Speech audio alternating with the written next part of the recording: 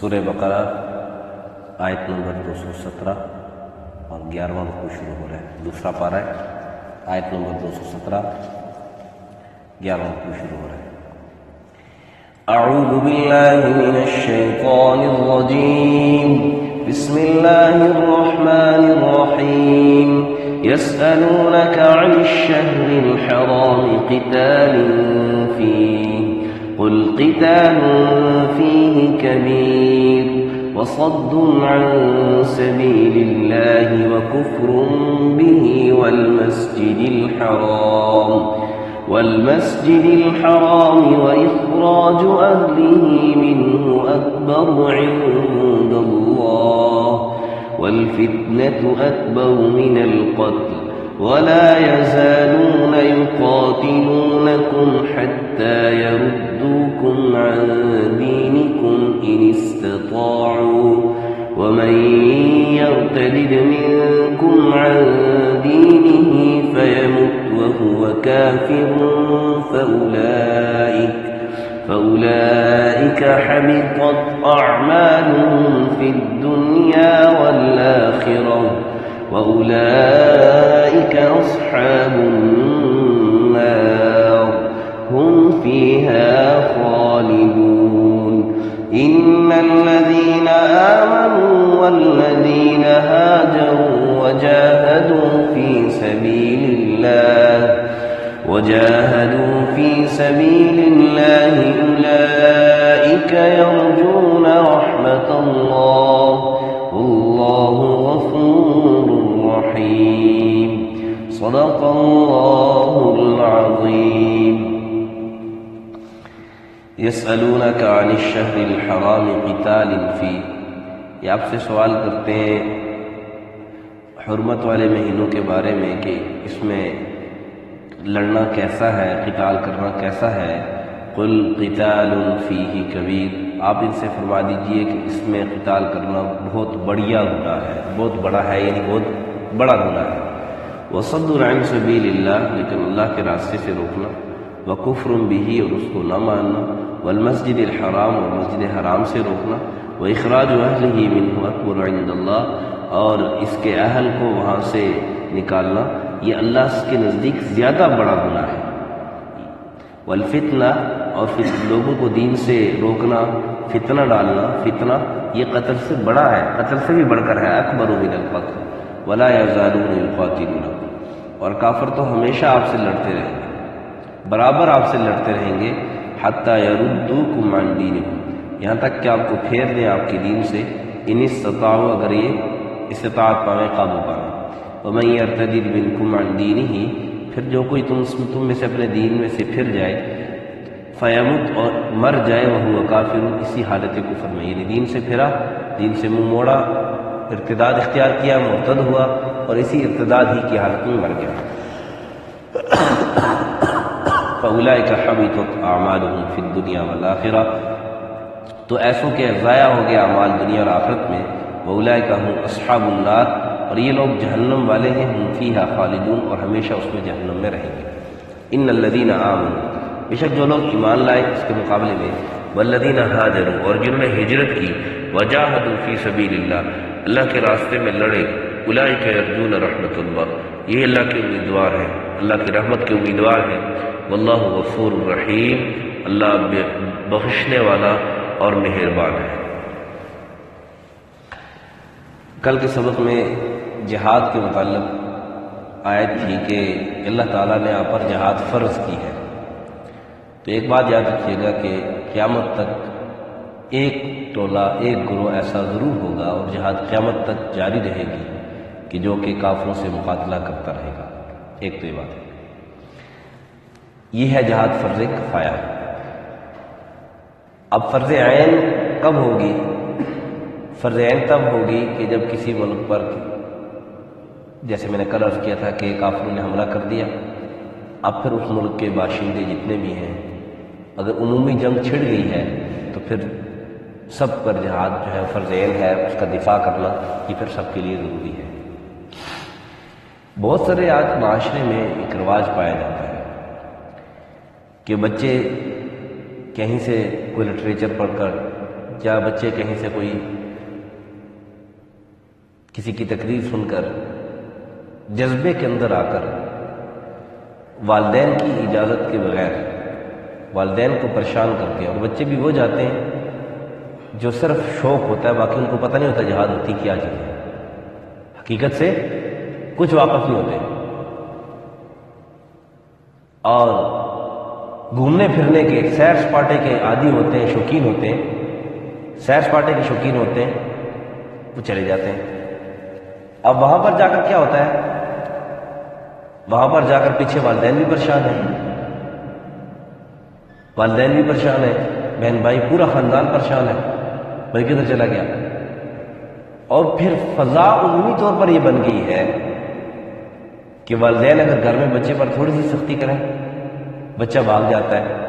پتہ چلتا ہے کہ فلانی جگہ پر، فلانی جگہ، فلانی جگہ پر۔ پوچھے کدھر گئے تھے؟ وہ جی میں تو جہاد کے لیے گیا، میں شہید ہونا چاہتا ہوں۔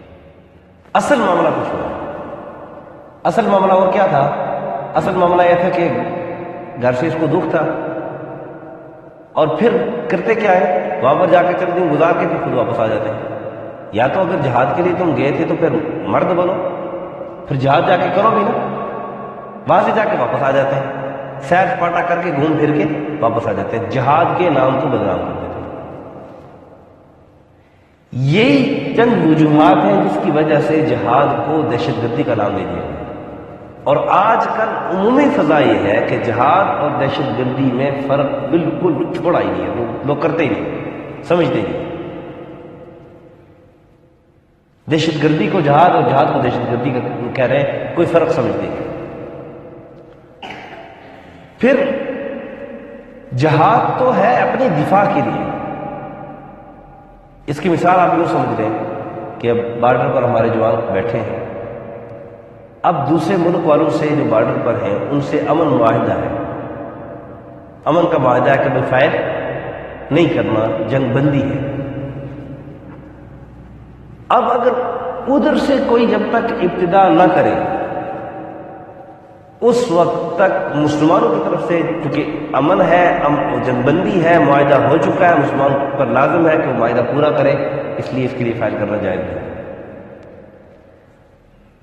اگر وہ فائر کر دے، ابتدا کر دے، پھر اپنا دفاع کر سکتے ہیں، پھر آپ ان سے مقاتلہ کر سکتے ہیں، قتال کر سکتے ہیں، اس کے اندر کوئی نہیں، پھر لازم ہے کہ آپ اپنا دفاع کریں۔ جو آج کی آیات ہے ان میں فرمایا گیا کہ اشہر الحرم جو حرمت والے مہینے ہیں، رجب، ذی القعدہ، ذی الحجہ، اور اللہ آپ کا بھلا کرے محرم، رجب، ذی القعدہ، ذی الحجہ اور محرم، یہ 4 مہینے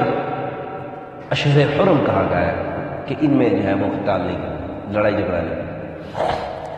کہ مسلمانوں کی طرف سے ابتدا نہیں ہوتی۔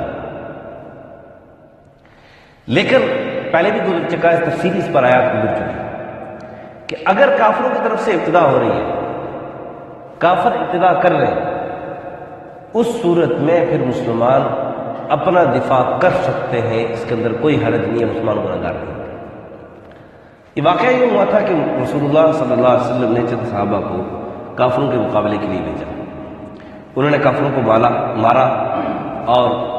مال غنیمت اکٹھا کیا اور آئے واپس آئے۔ اس میں تھا کہ ایک آدمی عمر بن جموح حضرمی، یہ آدمی مارا گیا تھا کافروں کی طرف سے، مسلمانوں کے ہاتھوں مارا گیا۔ اب جب یہ مارا گیا نا تو مسلمان گئے تھے اس کے اندر رجب کے آخری، اس میں ایک اس میں مہینہ تھا، میرے ذہن میں مہینہ غالباً رجب کا تھا، تو دوسرا مہینہ تھا، اس کے آخر میں جمادی الثانی کا مہینہ تھا، جمادی الثانی کا مہینہ تھا، اور 29 جمادی الثانی تھا۔ اب اس وقت سورج غروب نہیں ہوا تھا، سورج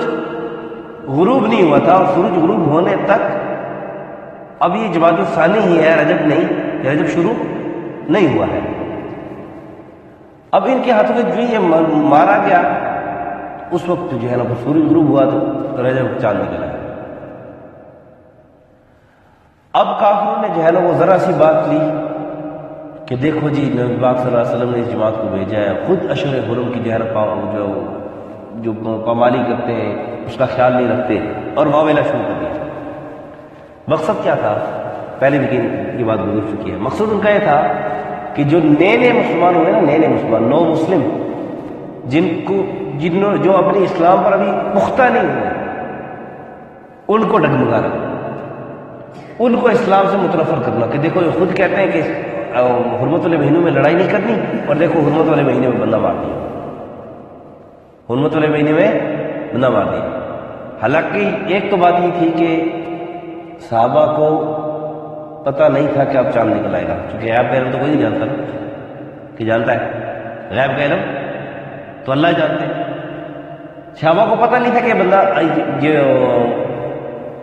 ابھی جو ہے نا وہ سورج نکل آئے گا، کیونکہ ایک دن تو ہو سکتا ہے کہ 30 بھی ہو، ایک وہ بات تو تھی۔ دوسری بات یہ ہے کہ صحابہ نے یہ جو عمل کیا یہ اشہر حرم کی پامالی کی نیت سے نہیں کیا، لیکن یہاں سے کوئی یہ نہ سمجھے کہ ایک آدمی گناہ کا کام کرے اور اس میں گناہ کی نیت نہ کرے تو اس کو گناہ نہیں ہوگا۔ یہ صحابہ کی اجتہادی غلطی تھی، اجتہادی غلطی تھی، کوئی گناہ نہیں تھا۔ اور پھر مقابلہ کر رہا تھا، جب مقابلہ کر رہے ہیں پھر اشہر حرم میں بھی جائز ہے، یعنی اس بات کے جو مشرکین تھے ان کے جو اعتراضات اٹھے، انہوں نے اعتراضات اٹھائے اور واویلا شروع کر دیا کہ دیکھو جی نبی پاک صلی اللہ علیہ وسلم کو متعلق ہے، دیکھو جو خود اپنے بندوں کو جو ہے نا وہ اشہر حرم کی پامالی کی جو ہے نا وہ خود ترغیب دیتا ہے، خود ان کو حکم دیتا ہے، نعوذ باللہ ثم نعوذ باللہ۔ تو اس کے دو جوابات دیے گئے۔ ایک تو یہ ہے کہ پہلی بات یہ ہے کہ وہ جب بندہ قتل ہوا تھا وہ تو جمادی الثانی کا مہینہ تھا، رجب کا مہینہ نہیں تھا، تو اس لیے آپ کا یہ واویلا کرنا ہی بے محال ہے، یہ بنتا ہی نہیں۔ دوسری بات یہ ہے کہ جب تم اس کا مطلب کیا کہ اشہر حرم میں تم مسلمانوں کو مارتے رہو کہ مسلمان چپ کر کے دیکھتے رہیں گے؟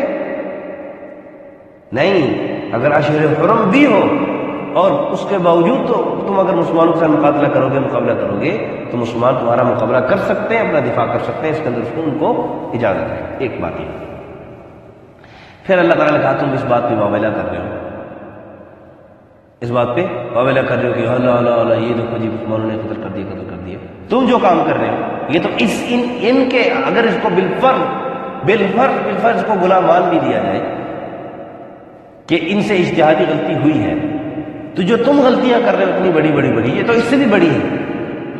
وہ تمہیں نظر نہیں آتی، وہ کیا غلطیاں ہیں؟ کہا کہ وَصَدٌّ عَن سَبِيلِ اللَّهِ وَكُفْرٌ بِهِ، اللہ کا کفر کرنا اور لوگوں کو اللہ کے راستے سے روکنا، یہ اس سے بھی بڑا ہے۔ وَالْمَسْجِدِ الْحَرَامِ، اور مسجد حرام سے لوگوں کو روکنا، اور جو مسجد حرام کے اہل ہیں، عبادت کے اہل ہیں، وَإِخْرَاجُ أَهْلِهِ، اس کے جو عبادت کے اہل ہیں ان کو نکالنا، کہا یہ اللہ کے ہاں اس سے بھی بڑے گناہ ہیں، اشہر حرم کی پامالی سے بھی بڑے گناہ ہیں۔ آپ صلی اللہ علیہ وسلم سے فرما دیا، اللہ نے کہا کہ ان کو بتا دو کہ یہ جو تم کر رہے ہو یہ اس سے بھی بڑے گناہ ہیں، تم ان سے کیوں نہیں بچتے؟ اس کی مثال آپ نہیں سمجھتے کہ ایک آدمی خود چوٹی کا گناہ گار ہے، لیکن جب کسی نیک آدمی جو نماز پڑھنے والا ہوتا ہے، نماز پڑھتا ہوتا ہے، پابندی سے نماز پڑھتا ہے، دیندار ہوتا ہے، اس کی ذرا سی غلطی دیکھ کر ہلو ہلو ہلو شروع کرتا ہے۔ معاشرے میں ایسے ہوتا ہے، وہ دیکھو جی مولوی نہیں کرتی، چونکہ آج کل سب دڑے والے کوئی مولوی نہیں کرتا، اور خاص کر ہمارے فوجی بھائی تو جس کی چھوٹی سی گاڑی ہو اس کو نہ بلاتے ہی مولوی کے نام سے، مولوی ذرا۔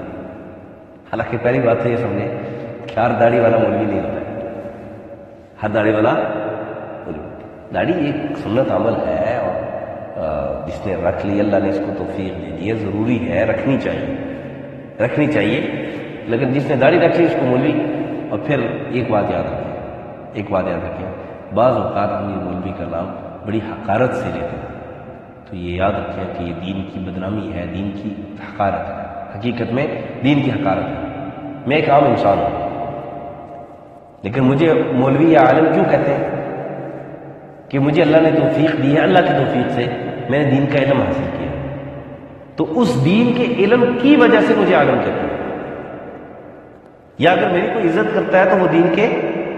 علم کی وجہ سے کرتا ہے، دین کے علم کی وجہ سے کرتا ہے۔ تو اب اگر کوئی یہی نام حقارت سے لے گا تو دین کی ہی حقارت ہے غالباً، گویا کہ دین کی حقارت ہے، تو اس لیے ایسا نہیں کرنا چاہیے، ایسا نہیں کرنا چاہیے۔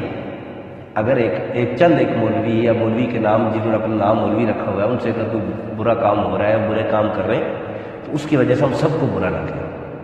اسی طرح کسی بھی جماعت میں مثلا کسی قوم کا کوئی آدمی ہے، کوئی فلانی قوم کے بندے نے اگر کوئی غلط کام کر دیا، کوئی برا کام کر دیا، تو ہم ساری قوم کو ہی برا نہ کہیں، یا کسی علاقے والے نے اگر کوئی غلط کام ہو گیا اس سے، تو سارے علاقے والوں کو ہم برا نہ کہیں، بلکہ جو اس کی جو برائی ہے اس کو دور کرنے کی کوشش کریں، اللہ سے مانگیں، اس کی اصلاح کی فکر کریں۔ بہرحال اللہ تعالیٰ نے یہ معاشرے کے اندر بھی یہ بات موجود ہے کہ جو چوٹی کے ہوتے ہیں نا، چوٹی کے گناہ گار، چوٹی کے کبھی مسجد دیکھی نہیں ہوتی، لیکن جو بیچارہ مسجد جا رہا ہے، اس سے چھوٹی سی غلطی بھی ہوگی اس کو پکڑ لیں گے، اللہ تو یہ کیا کر دیا، سب نے آپ کو بڑا دیندار کہتا ہے، یہ دیکھو تم نے کیا کیا، حالانکہ وہ خود جو کر رہے ہوتے ہیں وہ اس سے کہیں زیادہ بڑے ہوتے ہیں، ان کو وہ نظر نہیں آ رہا۔ یہ اللہ ان کی مثال ہے کہ بھائی ایسا نہیں کیا۔ والفتنة اکبر من القتل، اور آگے فرمایا کہ یہ جو تم فتنہ ڈالتے ہو نا، کہ ہاں باویلا کرتے ہو، مسلمانوں کی خامیاں جو ہے نا وہ بنا کر لوگوں کے سامنے پیش کرتے ہو تاکہ مسلمان ایمان جو لائے ہیں ان کا ایمان ڈگمگا جائے، تو کہا یہ جو تم فتنہ ڈالتے ہو، لوگوں کو دین سے روکتے ہو، یہ قتل سے بھی زیادہ بڑا گناہ ہے، قتل سے بھی بڑا گناہ ہے۔ اور پھر کہا ولا یزالون یقاتلونکم حتی یردوکم، کافر ہمیشہ آپ سے مقابلہ کرتے رہیں گے، اس لیے کہا کہ جہاد ماضی الی یوم القیامہ، جہاد قیامت تک چلتی رہے گی۔ کیوں کہ اللہ تعالیٰ نے کہہ دی ولا یزالون یقاتلونکم حتی یردوکم عن دینکم، جب تک ایک ایمان والا بھی دنیا کے اندر باقی ہے، کہیں نہ کہیں کافر مقابلہ کرتے رہیں گے، جہاد چلتی رہے گی۔ کیوں اللہ نے کہہ دیا کہ ہمیشہ تم سے لڑتے رہیں گے یہاں تک کہ تمہیں پھیر دیں تمہارے دین سے، ان استطاعوا، اگر یہ قابو پا لیں، یعنی ان کی ہمیشہ کوشش ہوتی ہے کہ تم پر قابو پا لیں، اور کوئی نہ کوئی طریقہ ایسا بن جائے تاکہ تمہیں دین سے یہ پھیر دیں۔ پھر آگے چل کر فرمایا کہ ومن یرتد منکم عن دینہ، مسلمان ہوا ایک آدمی اور پھر اس کے بعد دین سے مرتد ہو گیا، دین سے پھر گیا، تو شریعت نے اس کو 3 دن زندہ رہنے کی اجازت دی ہے، کہ 3 دن کی مہلت دی ہے اس کو کہ بھئی 3 دن کے اندر وہ دوبارہ ایمان لے آئے، اور جو علاقے کے لوگ ہیں، جو علماء ہیں اس علاقے کے، جن تک کہ اس بندے کی خبر پہنچی ہے، ان کے لیے یہ ہے کہ اس کی اصلاح کریں، اس کے جو شکوک و شبہات ہیں وہ دور کریں۔ 3 دن میں اگر وہ اسلام نہ لائے تو پھر قاضی، جو شرعی قاضی ہے، عدالت ہے، پھر اس کے لیے حکم شرعی یہ ہے کہ پھر اس کو قاضی اس کو جو ہے نا وہ قتل کرے گی، عدالت اس کو قتل کرے گی، قتل اس کے لیے پھانسی کا حکم لگائے گی، قتل کا حکم لگائے گی، اور عدالت کے لیے اس کو قتل کرے گی اگر وہ 3 دن کے اندر ایمان نہیں لاتا۔ اگر 3 دن سے زیادہ گزر گئے اور عدالت نے اس کو قتل بھی نہیں کیا، پھر وہ ایمان لے آتا ہے، پھر بھی ٹھیک، اس کا ایمان قابل قبول ہوگا، یہ نہیں کہ ایمان قابل قبول نہیں ہوگا۔ اور اگر ایمان نہیں لایا، عدالت نے بھی اس کو قتل نہیں کیا، اور وہ اسی حالت میں مر گیا، اپنی موت مر گیا، تو اس کے جتنے بھی نیک کام ہیں سارے نیک کام باطل، جتنے بھی اس نے نیک کام کیے سارے نیک کام باطل، کیونکہ نیک کام کا فائدہ تب ہوگا جب ایمان ساتھ ہوگا، ایمان کے بغیر نیک کام کوئی فائدہ مند نہیں۔ بنیادی کامیابی کے لیے بنیادی شرط ایمان ہے، ایمان ہوگا پھر اس پر دیکھو، بنیاد ہوگی اس پر امانت چکتی ہے، بنیادی نہ ہو، دیواریں نہ ہو، چھت کیسے کھڑا ہوگا؟ ستون بھی نہ ہو، دیواریں بھی نہ ہو، چھت کیسے کھڑا کرو گے؟ اس لیے بنیادی شرط ایمان ہے۔ اسی کو اللہ تعالیٰ نے بیان فرمایا کہ وَمَن يَرْتَدِّ مِنكُمْ عَن دِينِهِ فَيَمُوتْ وَهُوَ كَافِرٌ فَأُولَٰئِكَ حَبِطَتْ أَعْمَالُهُمْ فِي الدُّنْيَا وَالْآخِرَةِ، کہ اس کے دنیا کے اور آخرت کے سارے اعمال ضائع ہیں، اور وَأُولَٰئِكَ أَصْحَابُ النَّارِ، یہ جہنم والا ہے، یہ جہنم والے لوگ ہیں، ہم فیہا خالدون، یہ ہمیشہ اس میں رہیں گے۔ اور ایسا جو خالدون کا لفظ ہوتا ہے جہنم میں رہنا، یہ کافروں کے لیے استعمال ہوتا ہے جو بغیر ایمان کے ذریعے سے چلے۔ اس کے مقابلے میں ان الذین آمنوا والذین ہاجروا، جو ایمان لے آئے اور جنہوں نے ہجرت کی اور اللہ کے راستے میں لڑے، اگر ان سے کوئی اجتہادی غلطی بھی ہو گئی ہے تو اولئک یرجون رحمت اللہ، اللہ کی رحمت کے امیدوار ہیں، اللہ کی رحمت کے امیدوار ہیں، ایمان سے تو نہیں پھرے، ایمان کا ان موجود ہے، واللہ غفور رحیم، ایمان موجود ہے، لیکن ان کا ایمان کے موجود ہونے کے باوجود اگر کوئی گناہ ہو گیا آپ سے تو اللہ کی رحمت کے آپ امیدوار ہو، اللہ سے کبھی اللہ تو آپ کو توفیق دے دے گا اور آپ توبہ کرو گے، واللہ غفور رحیم، اللہ توبہ آپ کی قبول کر لے گا، آپ کے گناہ معاف ہو جائیں گے۔ یہ تھا ان آیت کا مفہوم کا مختصر خلاصہ۔ یسألونک عن الشہر الحرام قتال فیہ، یہ آپ سے پوچھتے ہیں کہ اشہر حرم میں، حرام حرمت والے مہینوں میں قتال کیسا ہے؟